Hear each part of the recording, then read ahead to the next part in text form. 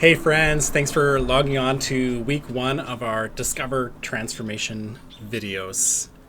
Life in 2020 is chaotic. It's all over the map. And so I believe that we need a compass. We need some firm foundation to walk on and figure out how to navigate life. And so these are weekly investments of Bible reflection, Bible verse, and Bible reflection that will go through each week and then provide opportunity for some discussion questions where we can dialogue together.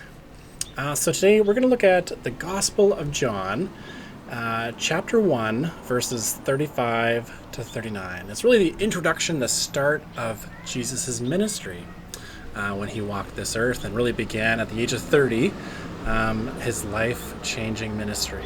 So let's look at chapter 1 of Gospel of John. I've got my screen here, I'll read it out. Verses 35 to 39 from the Message translation today. It says, the next day, John, this is John the Baptist, John the prophet, who was pointing the way to Jesus. The next day, John was back at his post with his two disciples, his two followers, who were watching. And he looked up, John looked up, and he saw Jesus walking nearby. And he said, here he is, God's Passover lamb.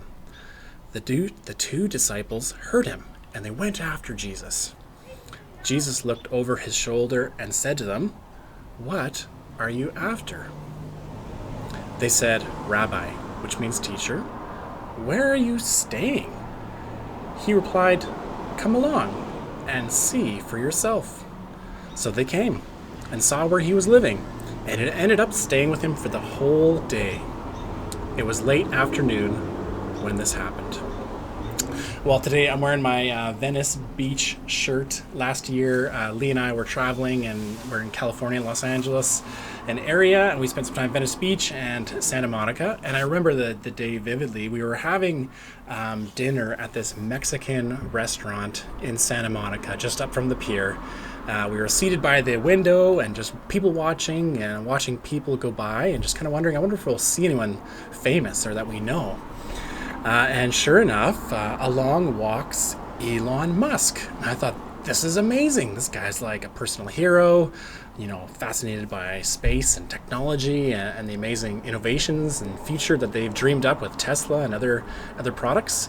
And I didn't know what to say. He's walking by, and then I just freeze.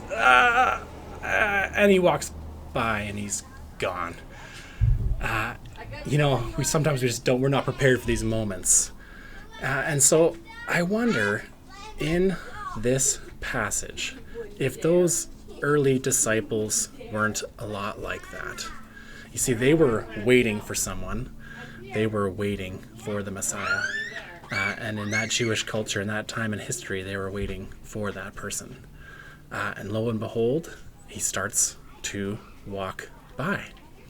And I imagine them, just like me, just not knowing what to say. They're seeing Jesus, and they're like, this is it. This is the guy we've been waiting for, who's going to set us free. But they didn't know what that meant yet. And so they go up to him and say, hey. And actually, even before they get a chance to do that, Jesus turns back and says, what are you after? It's a question that really would maybe penetrate and say, like, what are you hoping for?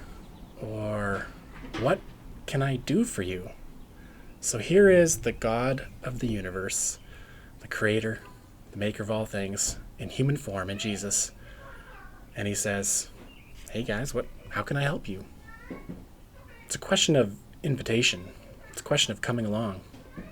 And the early disciples, those early followers, they probably didn't know what to say, and so they say, man, where are you staying? We'd love to hang out.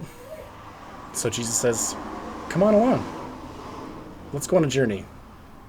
Let's spend some time together. The Creator could have said anything, but he invites them along. He says, come and see. And so as we kick off this 8-week journey, I really invite you along for the same sort of invitation.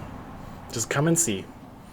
Come and see how these Bible verses might help us navigate life, help us to face uncertain times, and come and see what this adventure is all about.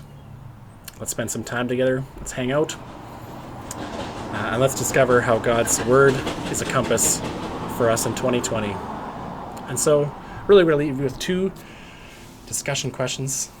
First is, what are you hoping for this summer? Just on a personal level. What are you hoping to do this summer? What are you hoping for this summer? And then maybe number two is, what are you hoping that God might do in your life in 2020? What are you hoping for? Maybe God needs to bring some peace to your life, some joy. Maybe God needs to bring some inner healing, some healing from the past, or healing of some relationships. What are you hoping that God can do this year for you? Look forward to the journey together.